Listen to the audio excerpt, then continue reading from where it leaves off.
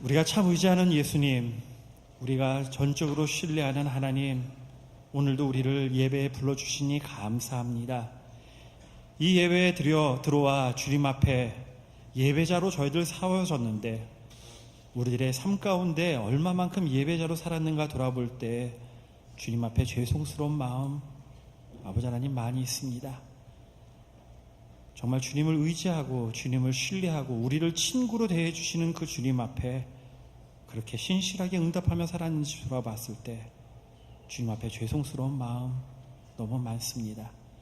그럼에도 불구하고 우리를 오늘도 불러주시고 우리를 자녀라고 인정해 주시고 그리고 또다시 기회를 주시는 것 감사합니다. 아버지 하나님, 저희들의 삶이 정말 주님 사랑하고 이웃 사랑하는 그 삶, 주님이 원하시는 우리에게 주셨던 그 계명대로 살아갈 수 있도록 인도해 주셔서 우리의 삶에 주님이 주시는 기쁨과 평강과 복들을 누리며 살 수 있도록 하나님 인도해 주시옵소서. 아버지 하나님께서 우리에게 주신 기회를 따라서 저희들 수고했습니다. 그리고 내가 가지고 있는 것, 그것은 당연히 내가 가져야 될 것들이 아니라 주님이 주신 은혜인 줄 믿어서 주님 앞에 이렇게 구별하여 예물로 드립니다. 주님이 나의 주님이시라는 것을 고백적으로 드리는 시간입니다. 이 예물을 주님 받아주시옵시고 우리의 고백도 받아주시옵시고 우리의 삶도 받아주셔서 우리의 삶도 주님의 이름으로 사용되어지는 아버지 하나님 영광스러움을 꼭 맛보아 할 수 있도록 인도해 주시옵소서. 하루 종일 교회에서 수고하는 봉사자들 주님 축복해 주시옵시고 주중에 또 헌신하고 있는 우리 농장지기들 그 가정을 주님 보살펴 주시옵시고 그들의 기도를 주님 응답해 주시옵소서.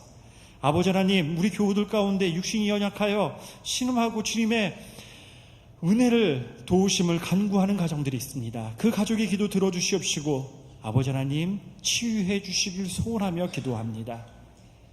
현재 여행 중에 있는 성도들 어디 있든지 주의 전을 사모하게 하여 주시옵시고 늘 주님과 붙어있는 삶들을 우리 온 교우들이 살 수 있도록 하나님 은혜 내려 주시옵소서.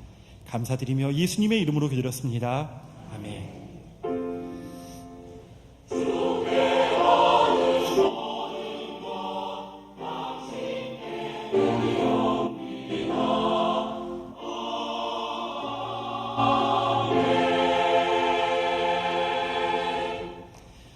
이 시간에는 단기 선교 보고를 하도록 하겠습니다. 보통 우리 단기 선교 보고는 오후 예배 때 해왔었습니다. 근데 오늘은 저희가 2부부터 5부까지 오전 예배 때 그렇게 합니다. 이유는 우리 성도님들이 함께 기도해 주셨기 때문에 그렇습니다. 함께 기도해 주신 성도님들께 하나님께서 어떻게 또 우리와 함께 하셨는지 우리에게 또 보고를 해 주실 것입니다. 오늘은 먼저 따바증가 단기 선교팀의 그 영상을 보시고 그리고 보고를 받도록 하겠습니다. 삐아우에 다녀왔던 팀은 그저께 도착을 했습니다. 다음 주에 또 보고를 하도록 하겠습니다. 먼저 영상부터 보도록 하겠습니다.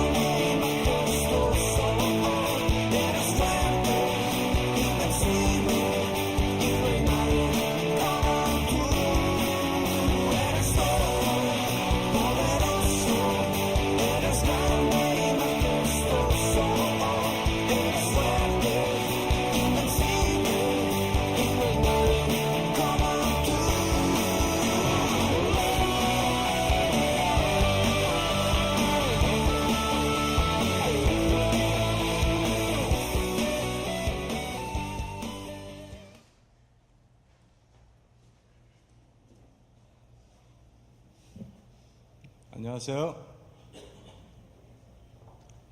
잘 다녔습니다. 그동안 기도해 주시고 적게 크게 후원해 주신 것 감사드립니다. 2014년 1월 단기 선교, 저희 연합교회 공동체 선교는 첫째 협력 선교로 이루어지고 지역으로 나눠지죠. 그 중에 북동 지역 뼈위 팀으로 한 팀이 가고, 그 다음에 아마존 타바친가 지역으로 갔죠. 타바친가는 콜롬비아하고 페루하고 브라질 접경 지역이죠.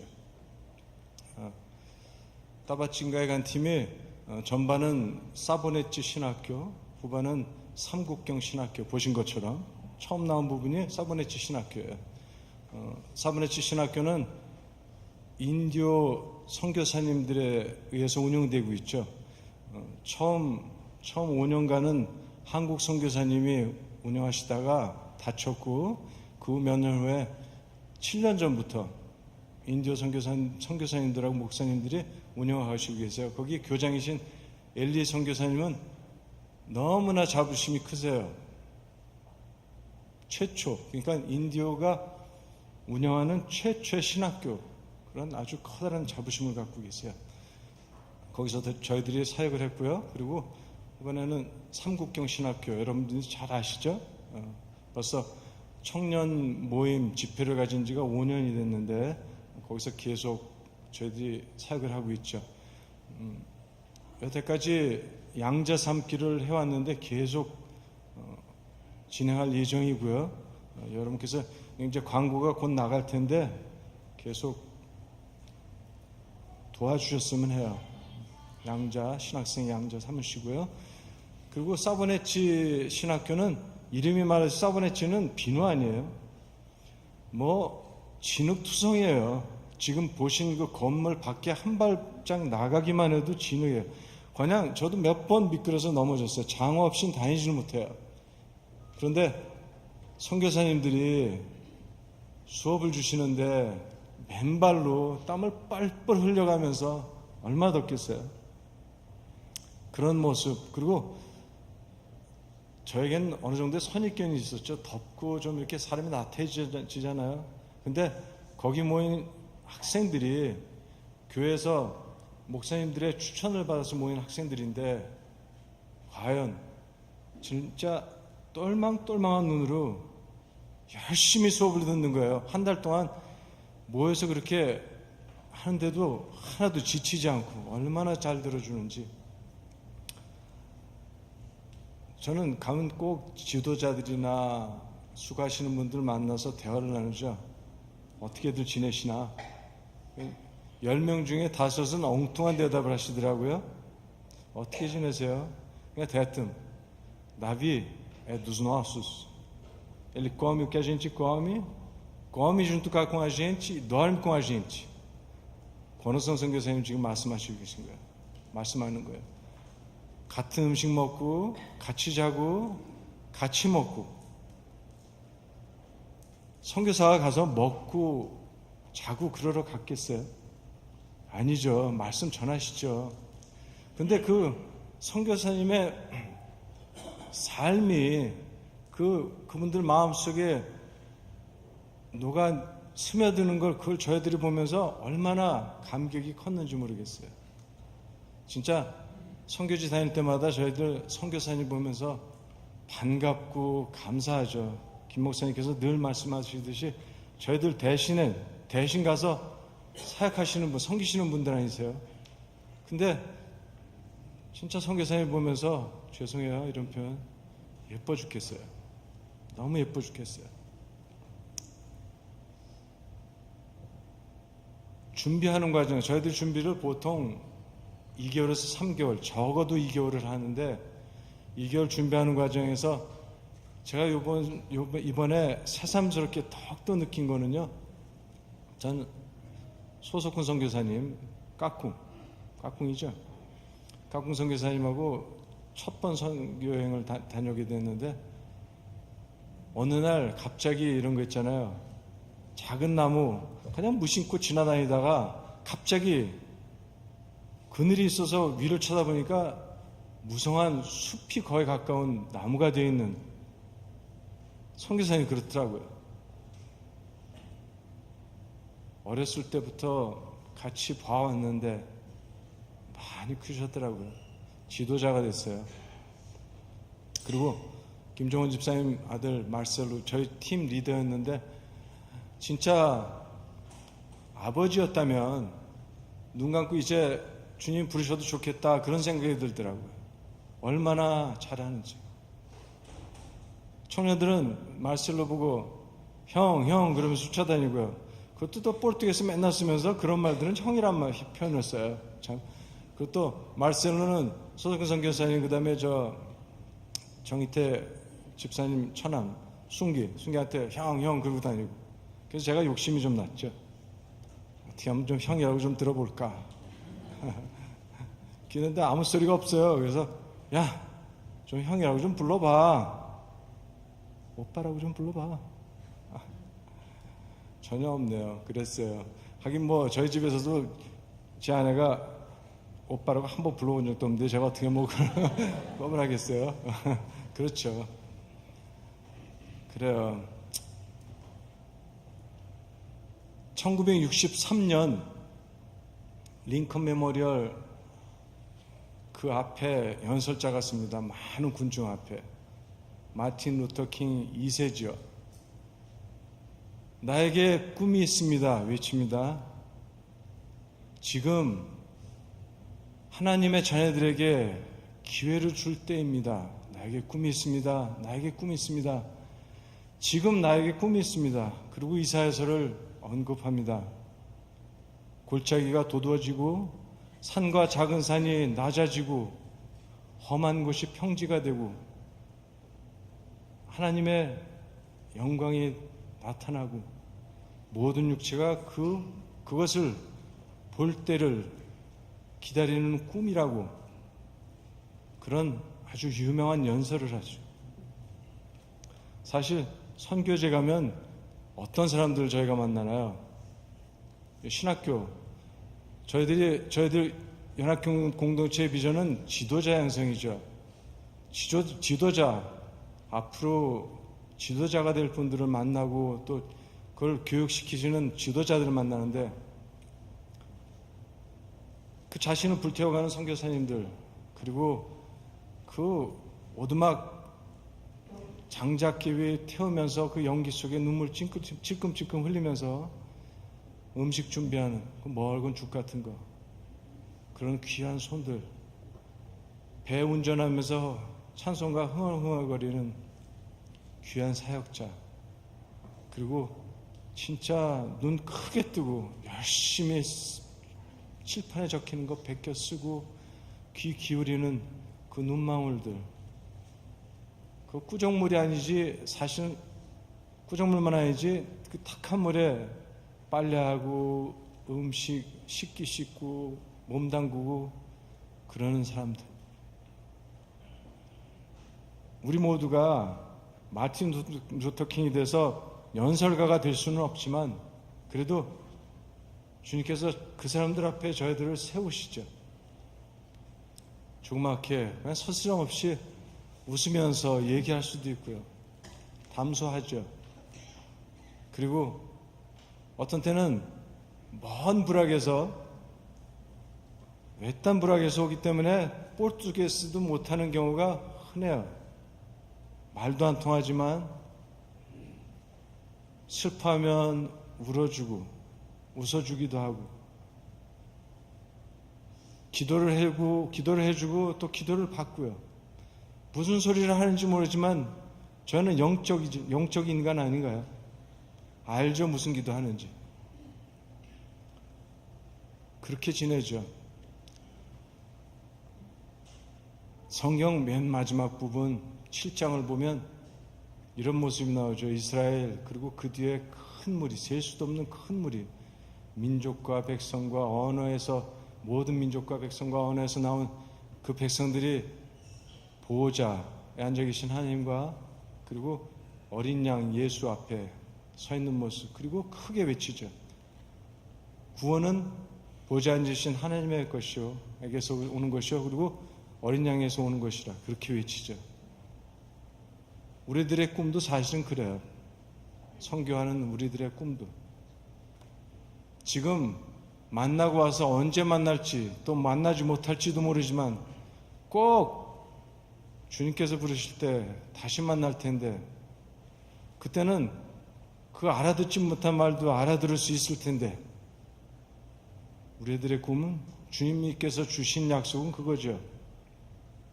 같이 어깨 동무하고 구원자이신 하나님 그리고 어린 양 예수 그 노래 함께 한 노래로 부르는 것 그게 우리들의 꿈이죠. 감사합니다.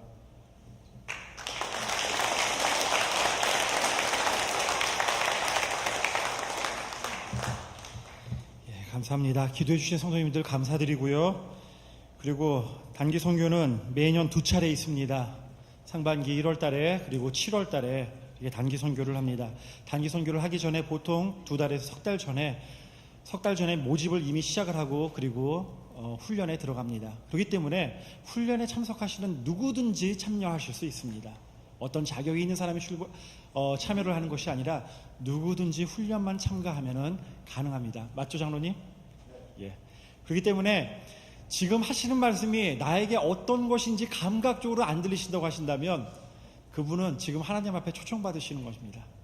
단기 선교 꼭 가보시기를, 참가하시기를 또 초청을 합니다.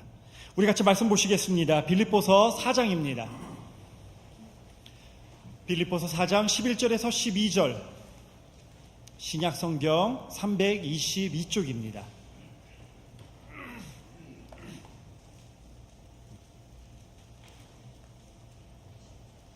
빌립보서 4장 11절 12절을 우리 한 목소리로 같이 읽도록 하겠습니다.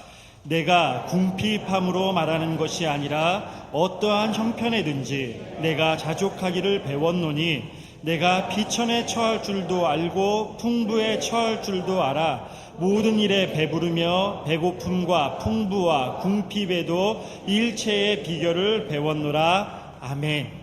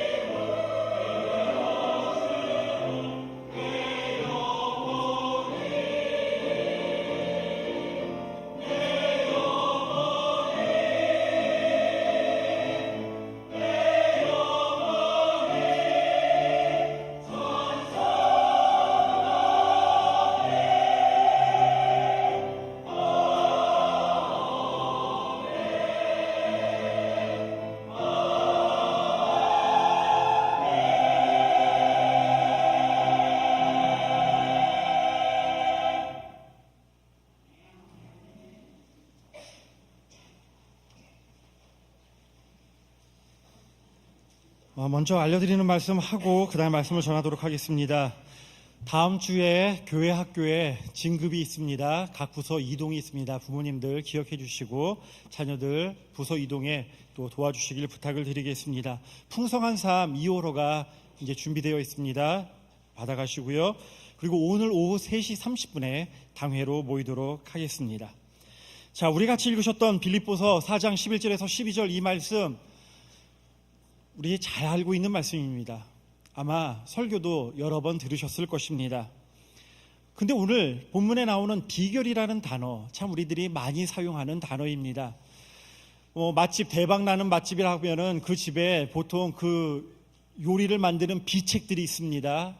누구에게도 알려주지 않는, 며느리도 모르는 그런 비책이 있다고 이야기를 하고, 또 요즘에 성공학이라는 것도 있습니다. 꽤 오래전부터 생기긴 했지만은 그것이 이제는 세분화되어서 CEO의 성공학, 경제 성공학 그러면서 어떻게 하면 사업이라든지 이런 부분에서 조직에서 성공할 수 있을까? 그 비책은 무엇일까?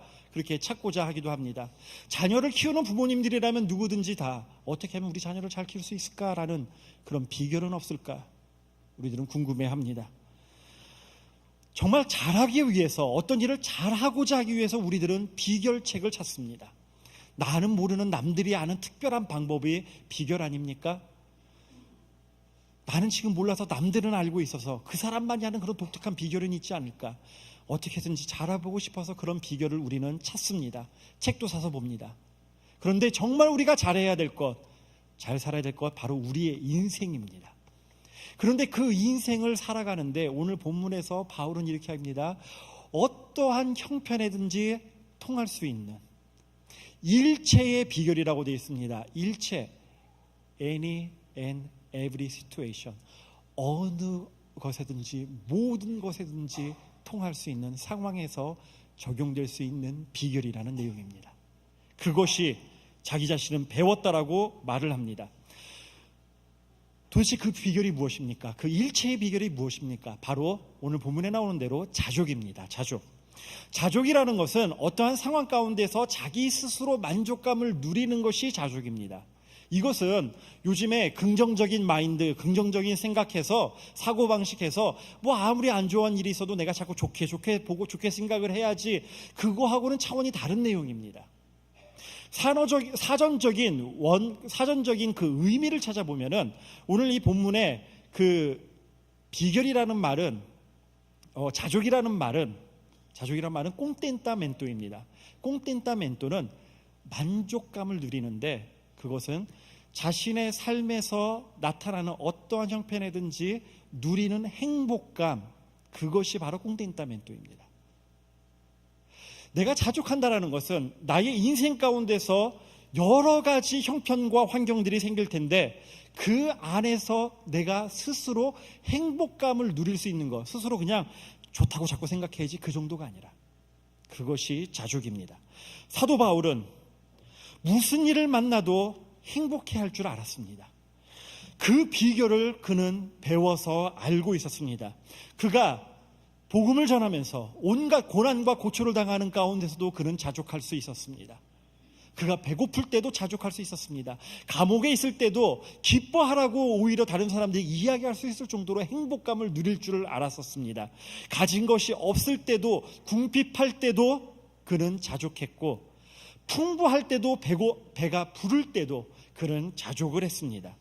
어떠한 형편에서든지 내 안에 만족감을 누리고 행복감을 누렸던 사도 바울, 그는 그것을 자신은 그 비결을 배웠다라고 이야기합니다.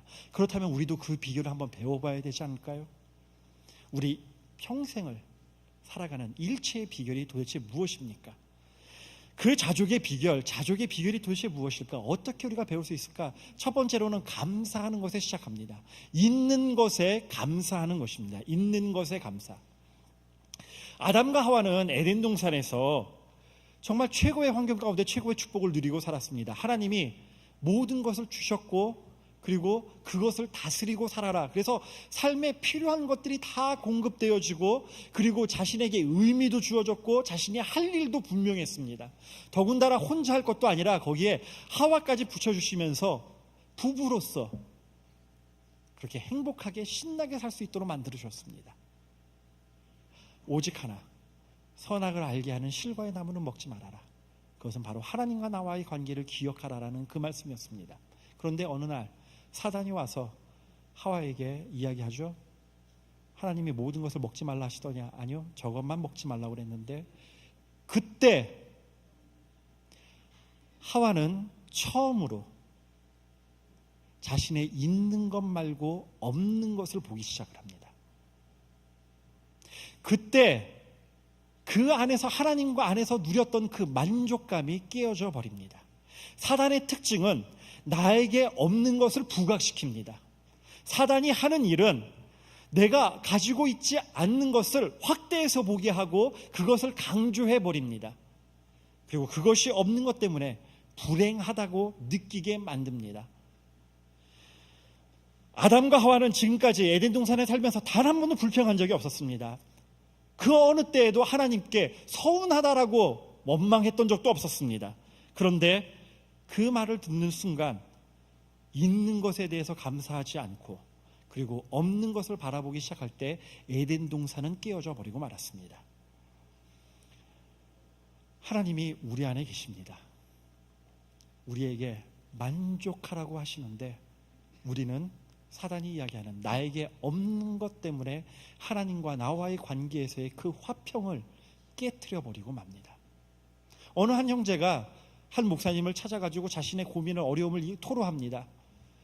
목사님, 저 직장 잃었습니다. 모든 것 다 잃었습니다. 이제 저는 끝이에요. 그러자 그 목사님이 종이를 반으로 접어가지고 가운데 줄을 긋고는 왼쪽에는 그래, 없는 것, 잃어버린 것, 지금 원망하고 있는 거 한번 적어보게. 그리고 오른쪽에는 당신이 가지고 있는 것, 감사할 것을 한번 적어보게. 이 청년이 적어나가기 시작하는데 어디부터 적었을까요? 왼쪽부터 빼곡하게 적어갑니다. 그런데 오른쪽에는 아무것도 쓰지를 않습니다. 목사님이 그걸 보시고, 아니 오른쪽에는 쓸 게 하나도 없는가? 자네가 가지고 있는 것은 하나도 없나? 네, 없어요. 다 끝이에요. 한번 물어보겠네. 자네 아내 있는가? 네, 있습니다.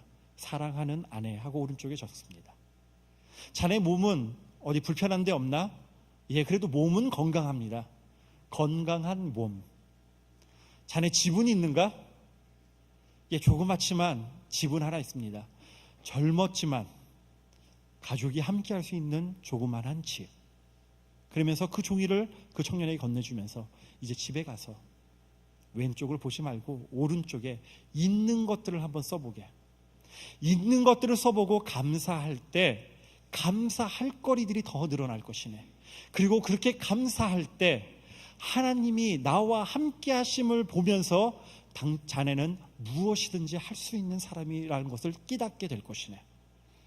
성도님들, 자족이라는 것은 내가 내 스스로 만족감을 누린다는 것은 내가 무엇을 더 많이 가질 때 누릴 수 있는 것이 아니라 지금 있는 것을 감사할 때 그 자족은 시작이 됩니다.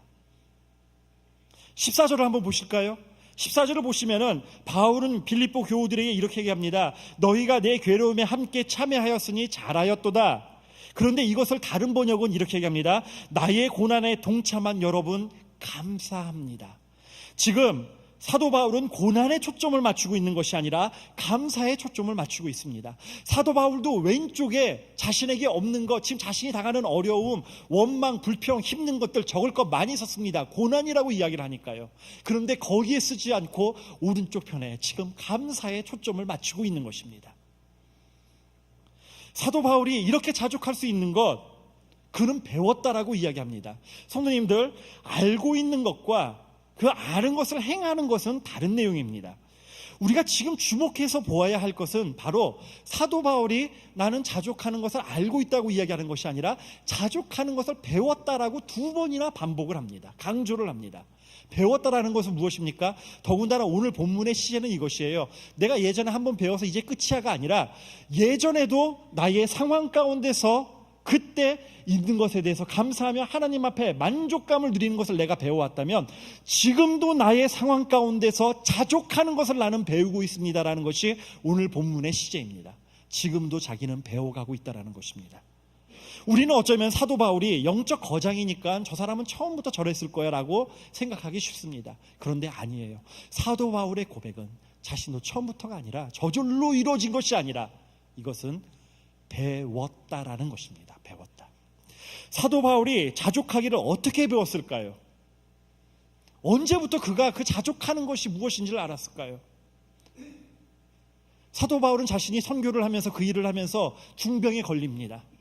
그 병이 낫기를 하나님 앞에 간구합니다. 자신은 다른 사람들을 고치는데 자기에게 병이 있는 것을 하나님 앞에 토로하고 내려놓고 고민하며 염려하며 이야기를 합니다. 하나님 고쳐주십시오. 그때 하나님이 주신 음성이 무엇입니까?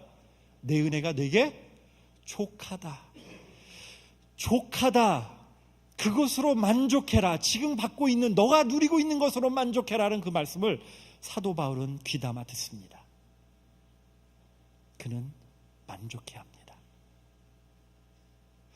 6절을 보시면은 4장 6절을 보시면은 모든 일에 기도와 간구로 너희 구할 것을 감사함으로 어떻게 하라고요? 아뢰라. 기도하라라는 것입니다. 기도하라. 사도 바울이 도대체 어떻게 자족하는 것을 배웠습니까? 나의 그 환경에서 다른 사람들이 저 속에서는 지금 불평하고 원망하고 화낼 만해라는 그 상황에서 그가 자족할 수 있는 것의 첫 번째는 기도하는 것이었습니다. 그리고 두 번째 8절을 보시면은 그는 생각하라고 이야기합니다. 기도하고 하나님의 음성을 들으면서 생각해 보는 것입니다. 지금 이 환경에서 하나님이 나에게 무엇을 원하시는가? 어떻게 나를 지금 인도해 가고 계시는가? 그것을 생각해 볼 때 그는 분명했습니다. 내가 자족할 수 있다라는 것을. 바울은 후배 목회자인 디모데에게 권면을 하는데 이렇게 권면을 합니다. 디모데전서 6장 6절을 보시면은 그러나 자족하는 마음이 있으면 경건이 큰 이익이 되느니라. 쉬운 성경에서는요, 지금 가지고 있는 것에 만족하는 것은 경건에 큰 도움이 됩니다. 경건에 큰 도움이라는 것은, 경건은 바로 믿음입니다. 우리 믿음이 두터워지는데, 믿음이 더 성장하는데 도움이 되는 것이 무엇이라고요? 자족이에요. 나 스스로 만족감을 누리는 것. 근데 나 스스로 만족감을 누리는 이유는 하나님 앞에 기도하고 하나님 앞에서 생각해 보았더니 나는 지금 만족할 만하구나라는 결론을 내리는 것입니다. 그것이 우리의 믿음을 더 성장하게 만들어 나간다는 것입니다. 그렇기 때문에 자족과 가장 반대되는 말은 없는 것에 대해 불평하는 것입니다. 똑같은 상황이라도 자족하는 사람은 감사합니다. 자족을 배우는 사람은 그래서 감사를 배웁니다. 그런데 하나님 앞에 지금 이 상황 놓고 기도하고 그리고 하나님이 어떻게 인도하시는지를 생각하지 못한다면, 그것을 깊게 생각하지 못한다면 그때 입에서 가장 쉽게 나오는 것이 불평입니다. 이스라엘 백성들이 출애굽을 합니다. 그 출애굽은 어떤 역사에도 없었던 정말 위대한 일이었습니다. 하나님께서 엄청난 역사를, 기적을 그들에게 베풀어 주셨습니다. 홍해를 건너는 그 사실, 기적적으로 건넜습니다. 그들은 그것을 경험하고 나서는 홍해를 건넌 이후에 그들은 하나님 앞에서 축제를 벌입니다. 감사해야 합니다. 은혜를 정말 사모합니다. 그래서 그때 14장 마지막 절 31절에 보면은 이스라엘 백성들이 여호와를 경외하니라, 그리고 그 종 모세를 믿었더라라고 그렇게 기록이 되어 있습니다. 그들이 자신들의 경험, 하나님이 해주신 일들을 경험하고 났을 때 하나님을 경외했고 그 지도자를 믿어줬습니다. 그런데 바로 그 다음에 가나안 땅으로 가기 위한 여정이 시작이 되어지는데 15장, 16장, 17장에 가장 많이 반복되어지는 단어가 무엇인 줄 아십니까? 오늘 집에 가서 한번 읽어보십시오. 출애굽기 15장, 16장, 14장 31절에 마지막 절에 분명히 하나님을 경외한다고 그랬는데 15, 16, 17장에 가장 많이 나오는 단어는 원망입니다. 원망. 그 원망을 영어 성경으로 보시든지 다른 거로 보시면은 그 내용은 바로 불평입니다. 불평. 이스라엘 백성들이 하나님을 경외한다고 그러면서 가장 많이 했던 것은 불평이었었습니다. 15장에 그들은 3일길을 가면서 물이 없어서 목이 말랐습니다.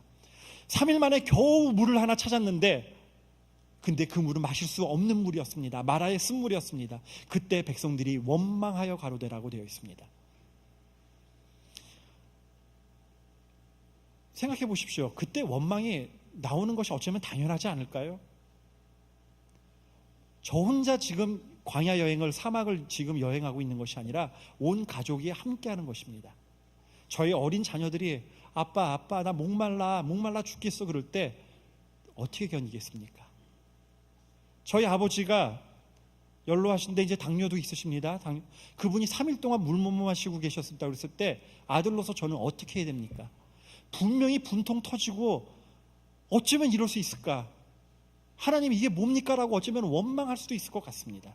저도 어쩌면 그것이 가장 자연스럽고 당연한 것이라고 우리는 생각해 볼 수도 있습니다. 그런데 그때 그렇게 백성들이 당연하게 원망할 그때, 그것이 자연스럽고 사람이라면 누구든지 그 상황에서는 당연히 원망해야 돼라고 하는 그때 하나님이 마라의 쓴물을 단물로 바꿔주시면서 해주셨던 말씀은 이것입니다. 너희는 여호와의 말에 청종해라. 하나님 말씀에 귀를 기울여라. 그것을 배우게 하기 위함이라고 하십니다. 그 모든 시험이 3일 동안의 그 고난은 하나님을 배워가는, 하나님 앞에 신뢰해가는, 그 안에서 하나님이 나와 함께 하시기 때문에 자족해하는 것을, 아무리 그 상황이 어렵다 할지라도 자족해하는 것을 배우는 시간이었습니다. 그런데 16장에 가서도 먹을 것이 없어서 원망하고 불평합니다. 만나를 주십니다. 그런데도 계속 그들은 불평합니다. 17장에 그들이 리비딤이라는 곳에 도착을 했는데 목이 말랐습니다. 또다시 갈증입니다. 같은 사건이 반복이 됩니다. 그런데 거기에는 아예 물이 없습니다. 그 전에 마라의 쓴물은 거기 쓴물이라도 있었는데 여기는 아예 물 근원이 보이지가 않습니다. 그때 이 백성들이 또다시 불평합니다. 그런데 이번에는 모세가 그 불평 앞에 노합니다. 15장에서는 모세가 노했다라는 말이 나오지가 않습니다. 그런데 17장에서는 모세가 노합니다. 그리고 중요한 것, 모세가 그때 기도합니다. 반석을 철하는 그 음성에 응답했을 때, 그대로 순종했을 때 반석에서 물이 나옵니다. 그리고 그 장소를 마사 혹은 무리바라고 그렇게 불리우게 합니다. 다툼이라는 뜻입니다. 여호와와 다투었다. 그 이야기는 출애굽기 17장에 그대로 표현해 주는데, 여호와가 우리 중에 계시느냐, 우리를 인도하고 계시느냐, 그것에 대한 확신이 없기 때문에 지금 여호와와 다투었다. 그것이 확신이 없었기 때문에, 그분을 믿어드리지 않았기 때문에 백성들이 원망했다라고 이야기를 하는 것입니다. 성도님들, 이스라엘 백성들이 왜 가나안 땅 그 길목 앞에까지 들어갔음에도, 그 입구까지 갔음에도 그 가나안 땅을 들어가지 못했습니까? 원망 때문에 그렇습니다. 불평 때문에 그렇습니다. 우리는 어쩌면 이렇게 생각합니다. 아니 겨우 불평한 것 때문에, 그것 때문에 하나님 이렇게 하시다니 너무하신 것 아닌가? 아니요. 그 불평은 그 속사람의, 우리의 속마음을 나타내 주기 때문에 그렇습니다. 그 속마음이 무엇이었습니까? 하나님의 인도하심을, 하나님이 우리와 함께 하심을 보지 못하는 마음이었습니다. 하나님은 그 불평을 가볍게 보지 않으셨습니다. 왜 우리는 이렇게 불평을 쉽게 할까요?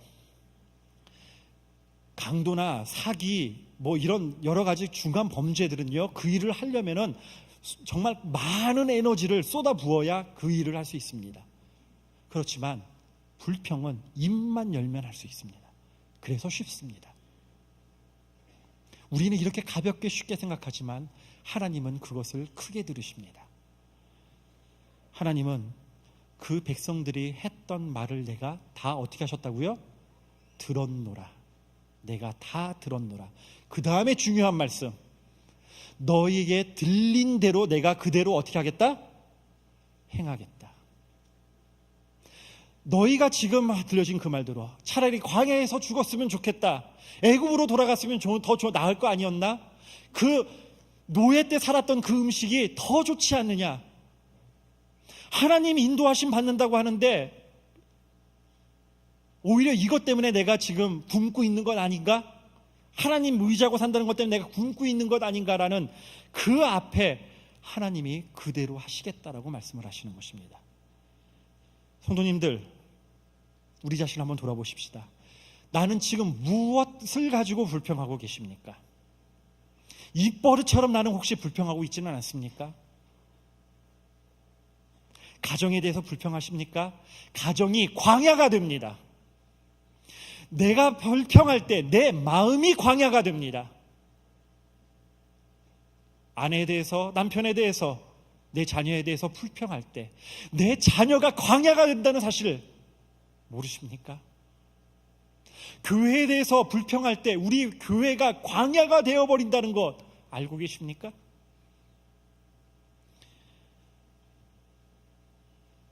왜 이스라엘 백성들이 자꾸 불평했습니까? 약속의 땅을 바라보지 않고 애굽 땅을 돌아보았을 때. 왜 이스라엘 백성들이 불평합니까?